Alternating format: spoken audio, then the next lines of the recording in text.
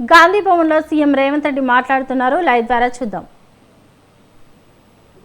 గతంలో అనుకున్నారు ఇవాళ అనుబంధ విభాగం అది ఎస్సీ డిపార్ట్మెంట్ కావచ్చు, ఎస్టీ డిపార్ట్మెంట్ కావచ్చు, మహిళా డిపార్ట్మెంట్ కావచ్చు, లేకపోతే చిన్న చిన్న డిపార్ట్మెంట్స్ ఏది ఉన్నా సరే ఏదో ఒక డిపార్ట్మెంట్కు నాకు పదవి ఇవ్వమని పెద్ద పెద్ద నాయకులు ఈరోజు వస్తున్నారు.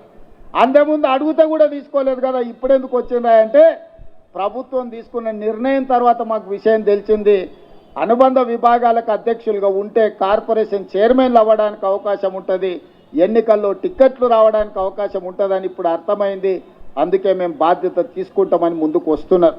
అందుకే ఈరోజు జిల్లా అధ్యక్షులు కావచ్చు, నియోజకవర్గ స్థాయి అధ్యక్షులు కావచ్చు, పార్లమెంట్ స్థాయి యూత్ కాంగ్రెస్ అధ్యక్షులు కావచ్చు, రాష్ట్ర స్థాయిలో వివిధ హోదాలలో ఉన్న యువమిత్రులకు నా సూచన ఒక్కటే, కష్టపడితే తప్పకుండా ఫలితం ఉంటుంది. కష్టపడ్డోని కాపాడుకునే బాధ్యత కాంగ్రెస్ పార్టీ తీసుకుంటుంది. అధ్యక్షుడు మహేష్ కుమార్ గౌడ్ గారు తీసుకుంటారు, ముఖ్యమంత్రిగా నేను తీసుకుంటా. కష్టపడకుండా నాయకుల చుట్టూతో తిరుగుతాం, నాయకులకు ఫ్లెక్సీలు కడతాం, కనపడినప్పుడు దండం పెడతాం, దండలేస్తామని ఎవరన్నా అనుకుంటే పదవులు మర్చిపోండి. మీరు దండం పెడితే నేను 2 సార్లు దండం పెడతా, కానీ పదవి మాత్రం ఇయ్యా. ఎవరైతే సమస్యల మీద పార్టీ పక్షాన వీధి పోరాటాలు చేస్తారో, ప్రజా సమస్యల మీద ప్రజల దగ్గరికి వెళ్ళి అండగా నిలబడతారో వాళ్ళకే ఈ ప్రభుత్వంలో గుర్తింపు ఉంటుంది. నాయకుడు నాకు తెలుసు కాబట్టి నాకు పదవి వస్తుంది, లేదంటే ఢిల్లీలో నాకు ఎవరో ఉన్నారు, ఢిల్లీ కోటాలో ఇక్కడ ఏదో వస్తుంది అని ఎవరన్నా అనుకుంటే అది భ్రమనే అని చెప్పి నేను ఈ సందర్భంగా స్పష్టంగా నేను చెప్పదలుచుకున్నా.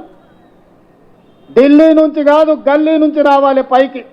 ఢిల్లీ నుంచి పైనుంచి కిందకు వచ్చే పదవులు వచ్చే కాలం పోయింది. గల్లీలో పేదల మధ్య ఉండి పేదల సమస్యల మీద కొట్లాడిన వాళ్ళకి తప్పకుండా అవకాశం ఉంటుంది. ఖానాపూర్లో మనం ఒకరికి ఎమ్మెల్యే టికెట్ ఇచ్చిన వెడమ బొజ్జు అని, ఇందిరమ్మ ఇంట్లో ఉండే ఒక యువకుడికి ఈరోజు ఎమ్మెల్యే టికెట్ ఇస్తే ప్రజలు గెలిపించారు. పైసలు చూసి గెలిపియలే, ప్రజా బలాన్ని చూసి ఎమ్మెల్యే గెలిపించారు. తుంగతుర్తిలో మందుల శామెల్ కావచ్చు, లేకపోతే షాద్నగర్లో ఈర్లపల్లి శంకర్ కావచ్చు, ఇట్లా చాలామంది ఇప్పుడున్న ఎమ్మెల్యేలు ఈ ఎన్నికల్లో కేవలం డబ్బులతోనే ఎన్నికల్లో గెలిచినామని ఎవరన్నా చెప్పినా, ఎవరన్నా అనుకున్నా తప్పే. డబ్బులతోనే గెలిచేటట్టుంటే చంద్రశేఖరరావు 100 సీట్లు గెలిచేటోడు. లారీల కొద్ది పైసలు ఉన్నాయి ఆయన దగ్గరనే కాదు, ఆయన కొడుకు దగ్గర, ఆయన బిడ్డ దగ్గర, ఆయన అల్లుని దగ్గర, ఆయన సడ్డకు దగ్గర, అల్మారీల బీరువాలలో కాదు లారీల నిండా రూపాయలు ఉన్నాయి. మరి వాళ్ళు సీట్లు ఎందుకు గెలవలేదు? కామారెడ్డిలో చంద్రశేఖరరావుని బడకేసి కొట్టిరు ప్రజలు. కాబట్టి ఇవాళ సొమ్ములతో ఎన్నికల్లో గెలుస్తామనే విధానాన్ని మర్చిపోండి.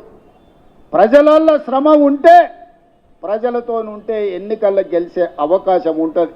రేపు భవిష్యత్తులో కూడా కాంగ్రెస్ పార్టీలో టికెట్లు ప్రజలలో ఉండి ప్రజా సమస్యల మీద పోరాటం చేసే వాళ్ళకే మొదటి ప్రాధాన్యత ఉంటుంది అని చెప్పి నేను ఈ సందర్భంగా చెప్పదలుచుకున్నా.